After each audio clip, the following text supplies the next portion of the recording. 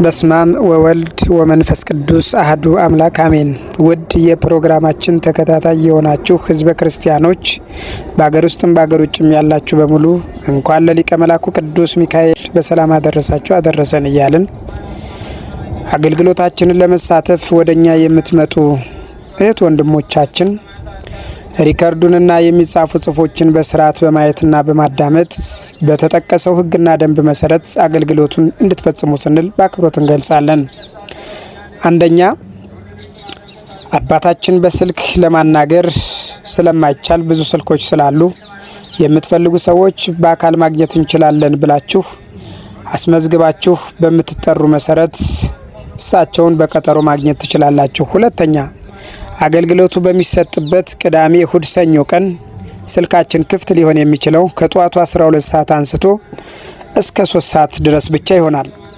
ሰዎችንም ልንቀበል የምንችለው እስከ ረፋዱ 3 ሰዓት ድረስ ብቻ ነው የሚሆነው። ከ3 ሰዓት በኋላ የመጣችሁ ሰዎች ተመልሳችሁ ወደ ቀጣዩ ቀን ቀጠሮ ይሰጣችኋል እንጂ በዛኑ ቀን ተቀበለን የማናስተናግዳችሁ መሆኑን በአክብሮት እንገልጻለን።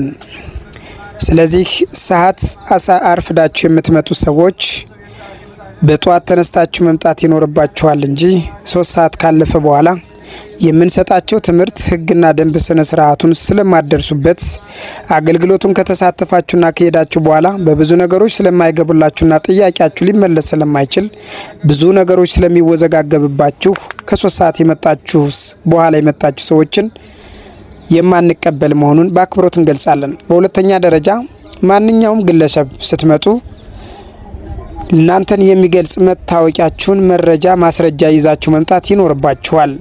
አባ ገብረ ማርያም መንፈሳዊ ሕክምና አገልግሎት።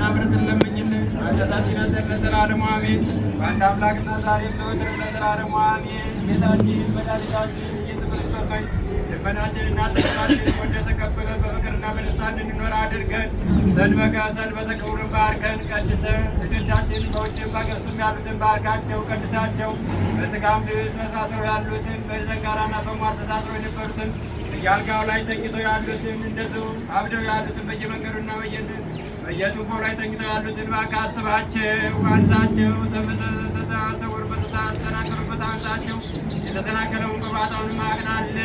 መጽሐፉን አልጋ ላይ እንዳነሳው እኛንም ልጆቻችንን እባክህ አምላካችን አንሳልን። ጌታችን አምላካችን ይህን አገልግሎት ሰጥቶ እንዲኖር ደግሞ አንተ ፍቃድህና ደስታን ፍቅርና ጸጋን ይህንንም ጸጋ እንደሰጠን አሁንም ጸንቶ እንዲኖር ዘላለም ሕይወትና የብዙዎች መንገድ እንዲሆን አድርግልን። እንደዚሁ ማህበራችንን ማህበረ ሥላሴ አድርግልን። አሜን ያሉትን ወደ አመነ ሥላሴ መልሶ በፍቅርና በደስታ ያኖርልን። የአብርሃምን ቤት እንደጎበኙትና በአባቶቻችን ሥላሴዎች ሦስቱ ቅዱሶች እንደዚሁ የእኛንም ቤት እንዲጎበኙልን አድርግልን። አሜን ያለውን አሜን ያድርግልን። አሜን ያለውን አሜን ያድርግልን። ወደ አሜን ይመልስልን። ሄሎ ሄሎ